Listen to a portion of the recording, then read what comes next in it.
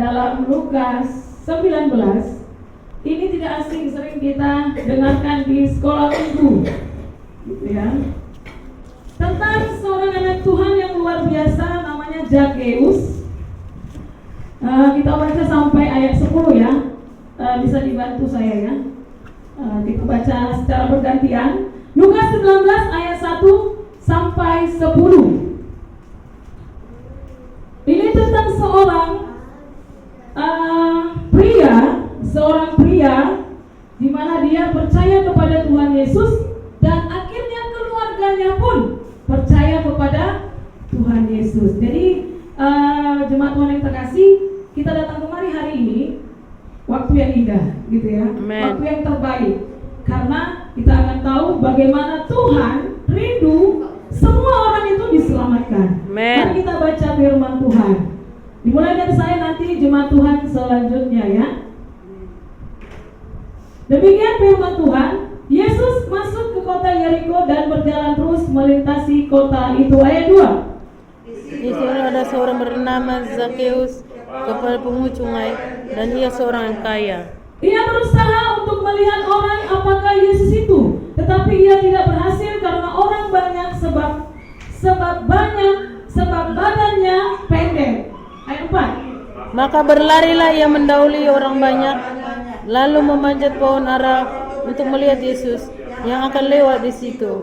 Ketika Yesus sampai ke tempat itu, ia melihat ke atas dan berkata, Zakheus, segeralah turun, sebab hari ini aku akan menumpang di rumahmu. Ayat 6. Lalu Zakheus segera turun dan menerima Yesus dengan sukacita.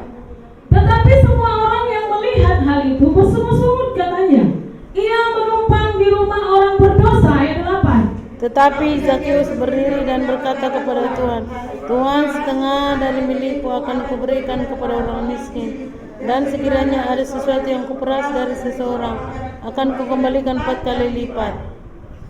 Kata Yesus kepadanya, hari ini telah terjadi keselamatan kepada rumah ini, karena orang ini pun anak Abraham. Ayat 10. Sebab anak manusia datang untuk mencari dan menyelamatkan yang hilang. Amin. Amin. Iya, keluargaku yang terkasih, jemaat Tuhan yang terkasih, kita harus tahu bahwa Yesus sangat merindukan kita pribadi lepas pribadi mencari Tuhan.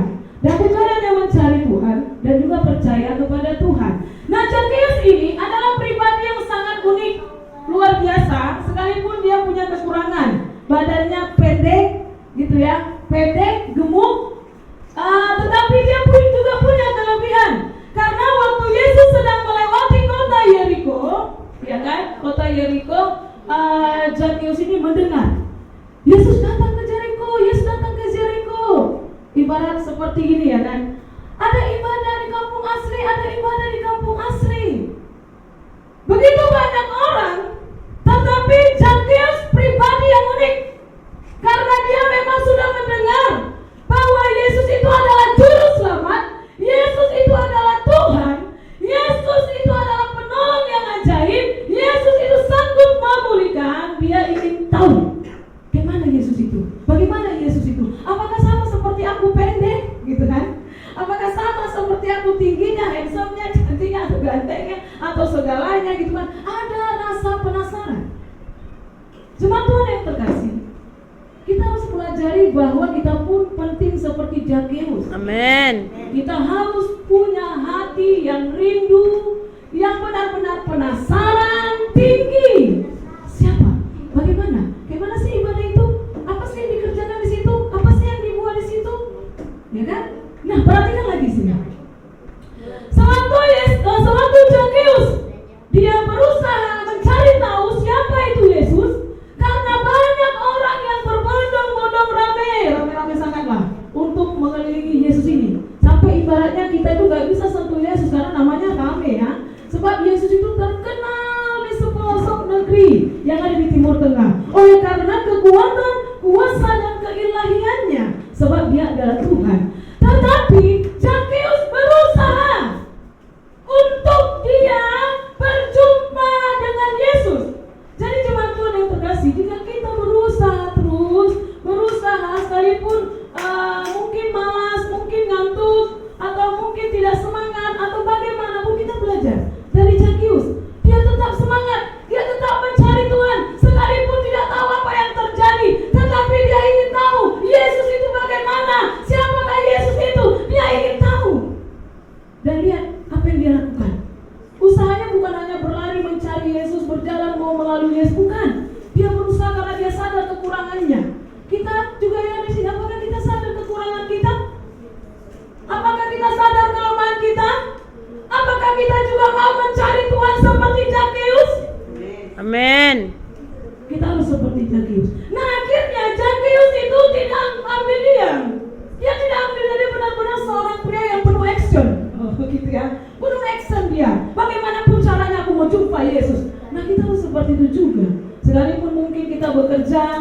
sekalipun mungkin hujan datang, sekalipun mungkin kita pergi ke laut ya kan mencari ikan, tetapi kita harus berusaha.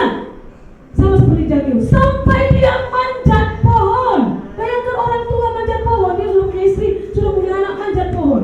Ibaratnya kita manjat pohon, mungkin sudah datang nyanyian anak mone di atas pohon. Kalau kami sekolah piano, sering seperti sekolah ada yang manjat anak mone di atas pohon, tadi tidak lain. Itu hanya bercanda saja, bergurau. Tetapi kita lihat di sini Zakheus benar-benar berusaha. Bagaimana dengan kita? Sejauh mana usaha kita untuk mencari Tuhan? Apakah karena hujan kita malas? Apakah karena ada badai kita malas? Apakah karena ada persoalan kita malas? Apakah karena kelelahan kita juga malas? Kita harus perbaiki itu semua. Karena Yesus lebih berharga dari apapun. Amin. Zakheus itu berusaha luar biasa nih, sampai manjat pohon. Bayangkan, ya kan? Ternyata kalau kita berusaha itu ternyata tidak sia-sia. Ya kan, sama seperti Paulus. Coba kita lihat dalam Filipi 3 ayat 14. Filipi 3 ayat 14, satu orang nanti boleh baca ya kuat-kuat biar semuanya bisa mendengar. Filipi 3 ayat 14. Beginilah firman Tuhan, dan berlari-lari kepada tujuan untuk memperoleh hadiah, yaitu panggilan terbaik dari Allah dalam Kristus Yesus. Amin. Iya, seharusnya kita juga sebagai umat Tuhan seperti Zakheus juga, dia berusaha berlari-lari sampai manjat itu pohon yang tinggi supaya apa? Bertemu Sang Juru Selamat itu. Amin. Seharusnya kita pun begitu yang ada di sini. Di kampung asli ini, walaupun mata pencariannya nelayan atau mungkin berkebun, ya kan? Tetapi kalau sudah waktunya kita beribadah, cari Tuhan, berlari-lari sekalipun banyak kerjaan, sekalipun banyak halangan, cari Tuhan, kejar Tuhan. Karena ada upahnya. Amin. Karena ada berkatnya. Sama seperti Zakheus. Dia luar biasa. Bayangkan di ayat 4, kita perhatikan di sini, di ayat 4 dikatakan di situ, maka berlarilah ia mendahului orang banyak. Bayangkan saking dia ingin bertemu Yesus, ya kan? Dia benar-benar berlari. Waduh, kayak macam orang yang mungkin kayak seperti rindu sangat bertemu dengan seseorang saking karena dia tahu, oh dia sudah datang, semangat, rindu semangat gitu kan, berlari-lari. Dan akhirnya katanya begini, lalu memanjat pohon, maka berlarilah yang mendahului orang banyak, lalu memanjat pohon arah melihat Yesus yang akan lewat di situ. Ayat 5, perhatikan di sini. Ketika Yesus sampai ke tempat itu, ia melihat di atas dan berkata, Zakheus, turunlah, aku mau menumpang di rumahmu. Pertanyaannya, dari mana Tuhan Yesus ini tahu namanya Zakheus? Karena gak ada kenalan, sama-sama kenalan kita. Kenalan gak ada, gak sempat. Karena dia sudah dikelilingi begitu banyak orang. Dia tidak sempat. Itu menunjukkan bahwa Yesus itu adalah Tuhan. Dia langsung bukan memanggil berkelompok, dia langsung memanggil pribadi kita, nama kita. Hai Zakheus, turunlah, aku mau menumpang di rumahmu. Ada pesan rohani di situ. Kalau kita mencari Tuhan, ya kan, berusaha, sekalipun berat, sekalipun sakit, sekalipun lemah tubuh kita, banyak persoalan kita, banyak tantangan kita, kalau kita datang kepada Tuhan gak akan sia-sia. Amin. Gak akan sia-sia. Yesus langsung respon. Yesus langsung tergerak hatinya. Dia pasti akan menjamah kita. Dia pasti bertanya dalam hati kita, apa yang bisa kulakukan untukmu anakku? Apa yang harus aku lakukan untukmu? Karena Yesus itu penuh belas kasih. Amin. Dia mengampuni. Amin. Seruanmu, isi hatimu, bagaimanapun dia pasti akan dengar. Sama seperti Zakheus. Yesus tahu Zakheus rindu dengan Yesus, ingin tahu siapa Yesus. Yang akhirnya Yesus langsung panggil dia. Jadi jemaat Tuhan, hari ini kita datang ke tempat ini tidak sia-sia. Amin. Kitalah Zakheus rohani itu. Ada amin? Amin. Oleh karena itu hari ini nanti jangan kau malu, jangan kau takut, jangan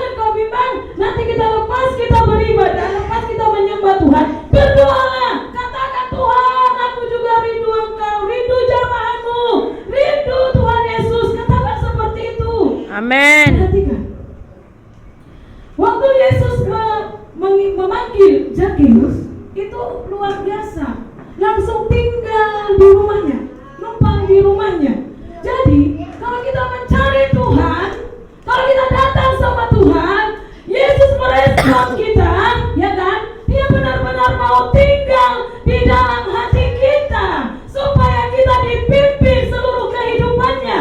Tidak lagi malas, tidak lagi bosan, tidak lagi jenuh, tidak lagi bersungut-sungut, tidak lagi setengah-setengah dalam mengikut Tuhan, tapi benar-benar jadi sungguh-sungguh. Amin. Yesus mau masuk ke dalam hati kita. Apakah kita siap Yesus masuk dalam hati kita? Amin. Haleluya. Nah, yang selanjutnya perhatikan di sini. Coba kita lihat juga ya, Matius 9 ayat 36. Coba kita lihat. Matius 9 ayat 36. Boleh dibaca? Beginilah firman Tuhan.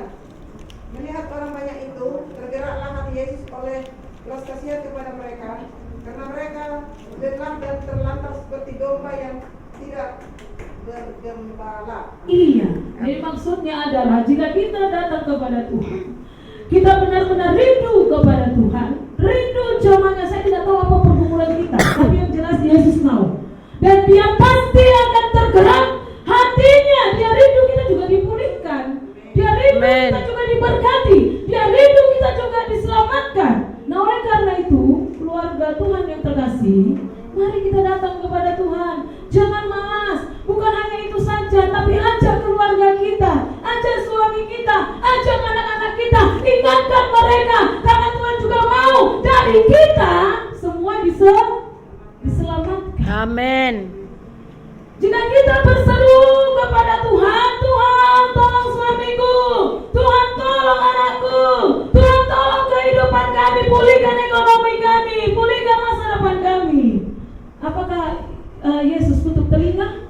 Tidak. Dia tidak akan tutup telinga. Sesuai dengan ayat ini, hatinya begitu tergerak, penuh dengan belas Kasihan. kasih.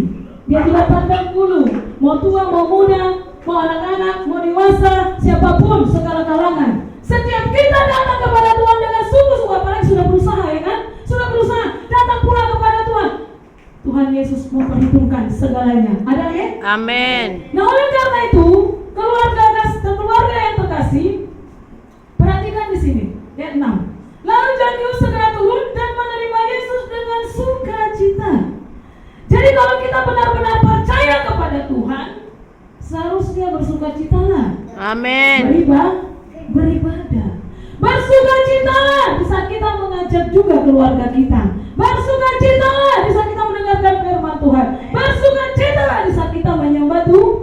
menyembah Tuhan. Sekalipun turun naik gitu kan. Turun naik, lari-lari, itu nada, itu lirik, segalanya lari-lari, gak masalah. Yang penting hatimu dengan Tuhan.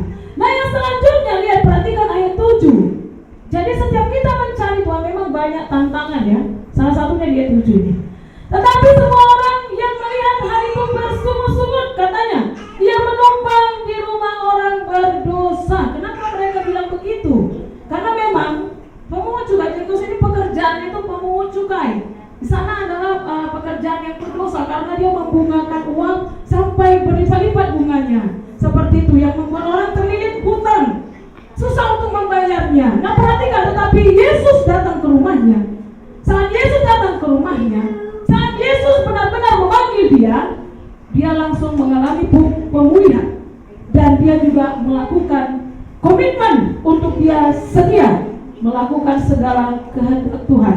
Jadi walaupun penghalang apapun, ya kan? Memang kalau kita mau beribadah, saya pernah di Medan, Indonesia, pernah saya punya niat, aku mau beribadah lah gitu. Pertama-tama ini mau ke gereja ITA GBI, aku mau beribadah, aku mau mencari Tuhan di sana, gitu kan? Karena saya sudah berkomitmen mau gereja itu aja. Tetapi paginya, waktu kita mau siap-siap semuanya, hujan deras, sederas-derasnya, terkejut kita. Padahal kita masih jam 10, itu masih sekitar jam 8 masih terang. Tiba-tiba hujan seperti itu. Tetapi saya langsung tahu, ini kuasa kegelapan. tidak senang melihat orang beribadah, tidak senang melihat kita mencari Tuhan, tidak senang kalau kita diselamatkan, tidak senang kalau kita diberkati. Jadi waktu itu saya langsung kerjakan semuanya, mandi, pakai semua segalanya. Saya percaya ini hujan akan berhenti. Rupanya tiba jam 10, sudah selesai semua, mau berangkat setengah 10 saat itu, karena saya langsung pakai payung, sediakan payung. Jadi akhirnya mau melangkah, hujannya sudah deras, sudah siap-siap mau melangkah ini. Saya nggak peduli mau hujan, mau bagaimanapun, saya akan tetap cari Tuhan. Gitu. Yang akhirnya mau melangkah begini, tiba-tiba langsung hujannya berhenti. Saya langsung gini, terpujilah nama Tuhan. Ternyata ini hanya tantangan saja. Nah, keluarga Tuhan yang terkasih, jika kita mau mencari Tuhan, kita mau beribadah kepada Tuhan, ada penghalang, ada orang-orang yang mematahkan semangat kita, ada orang-orang yang bersungguh-sungguh di sekeliling kita, yang ingin melemahkan kita. Apalagi di Medan itu suka kali itu mereka bilang gini, percuma kau pelayan, percuma kau pendeta, percuma kau baca firman Tuhan, biberon kau biberon. Itu perkataan musuh-musuh yang melemahkan. Tetapi sekalipun dia melemahkan, kita harus miliki pribadi seperti Zakheus, benar-benar sungguh-sungguh tahu tujuannya itu siapa, yaitu Yesus, karena dia adalah Tuhan. Dia sumber segala yang kita perlukan. Nah akhirnya puji Tuhan, hujan itu langsung berarti saya pergi beribadah dan saya pulang dengan tidak sia-sia, karena firman Tuhannya menguatkan, ibadahnya menguatkan. Demikian juga Zakheus, sekalipun dia ada orang bersungguh-sungguh di sekitarnya, ngapain kau menerima, ngapainlah kau Yesus datang ke rumah si Zakheus, dia itu orang berdosa, gitu ya kan?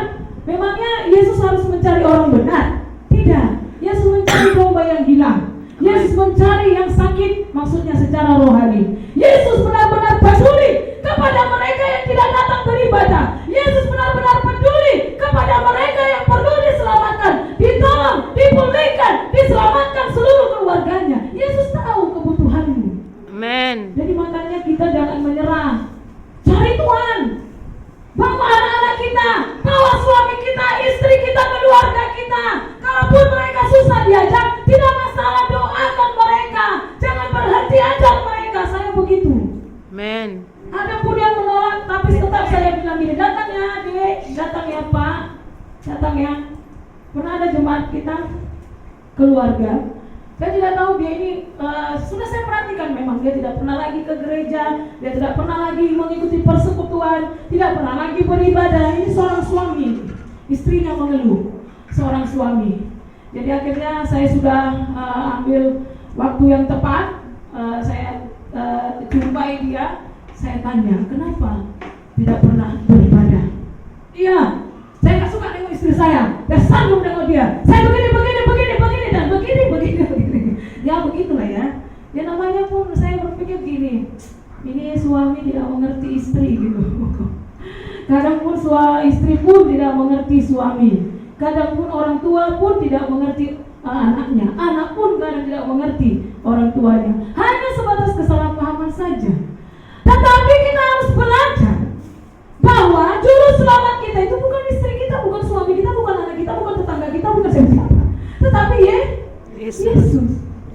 Seharusnya kita benar-benar fokus tertuju kepada Yesus, tidak perlu kepada persoalan suami, kepada persoalan istri, kepada persoalan anak, tetangga, masalah pribadi, apapun pergumulan, tantangan. Karena apa? Di saat kita datang kepada Tuhan, serahkan semua kepada Tuhan, percayalah Tuhan sanggup memulihkannya. Amin. Amin. Perhatikan di ayat selanjutnya. Coba kita lihat dalam Yakobus 5 ayat 9. Mari kita dengarkan. Beginilah firman Tuhan.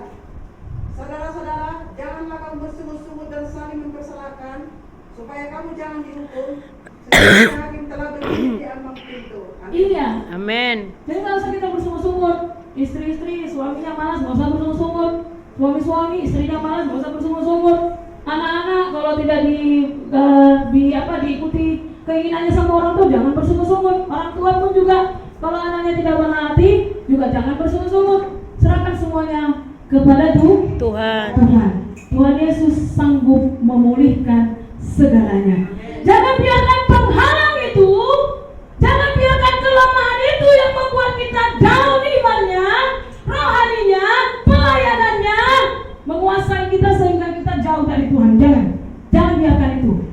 karena itu akan menghambat kita diberkati. Sama seperti kata firman Tuhan, bukan karena tanganku kurang panjang, tetapi karena ada dosa. Sungguh-sungguh itu pun kalau kita pelihara, bahkan juga mendengar apa kata orang yang membuat kita jauh dari Tuhan, itu pun juga bisa dosa. Karena dosa itu pelanggaran hukum Allah. Yesus mau kita semua datang kepada Tuhan, tetapi karena persoalan kita tidak mau datang kepada Tuhan, itu pun juga berdosa.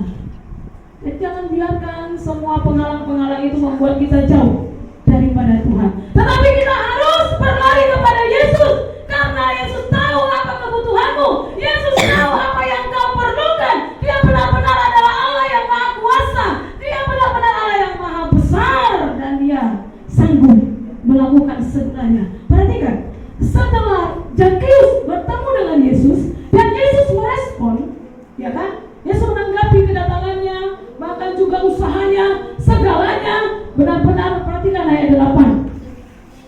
Tetapi Zakheus berdiri dan berkata kepada Tuhan, Tuhan, setengah dari milikku akan kuberikan kepada orang miskin, dan sekiranya ada sesuatu yang kuperas dari seseorang, akan kukembalikan 4 kali lipat. Nah, sudah sejauh mana kita percaya kepada Yesus? Sudah berapa tahun kita percaya kepada Yesus? Tapi bagaimana kita belum menyerahkan hidup kita kepada Tuhan? Belum sungguh-sungguh kepada Tuhan? Belum ada satu jiwa pun yang bisa kita menangkan. Sudah berapa lama kita beribadah kepada Tuhan? Apa komitmenmu? Apa komitmenmu? Saya waktu saya di jamaah Tuhan itu 2006. 2006 saya di jamaah Tuhan. Saya tahu dia juru selamat. Dia pulihkan hidup saya. Karena dulu saya ada persoalan yang membuat saya juga jauh dari Tuhan. Tetapi saat waktu dia benar-benar melawan kita, saya berkomitmen. Saya katakan kepada Tuhan, sama seperti Zakheus, langsung berkomitmen sesuai dengan buah pertobatannya. Apa buah pertobatan kita? Apa dulu masa lalu kita? Manusia lama kita, maksudnya begitu. Misalnya kita dulu mencuri, buah pertobatannya apa? Tidak mencuri. Jika memang benar-benar kita dulu pemalas banget, pemalas sekali untuk kita beribadah, buah pertobatannya, kalau menerima Yesus semakin rajin, semakin sungguh-sungguh. Saya itu. Jadi dulu saya malas, benar-benar malas. Tetapi setelah Yesus melawat saya benar-benar berkomitmen. Saya katakan kepada Tuhan, Tuhan, saya akan tetap tekun beribadah, mencari Tuhan, dan menyerahkan hidupku melayani Tuhan. Puji Tuhan sampai hari ini. Dan saya pun berharap sampai nanti saya dipanggil Tuhan, tetap akan melayani Tuhan, karena saya tahu bahwa Yesus sudah memulihkan saya, bahwa Yesus sudah menyelamatkan saya, dan saya percaya kita pun dimantaikan untuk kita menjadi milik Tuhan. Jadi oleh karena itu kita nggak heran melihat Zakheus mengambil komitmen, Tuhan, setengah dari hartaku. Bayangkan pemungut cukai. Kalau di sini apa pemungut cukai?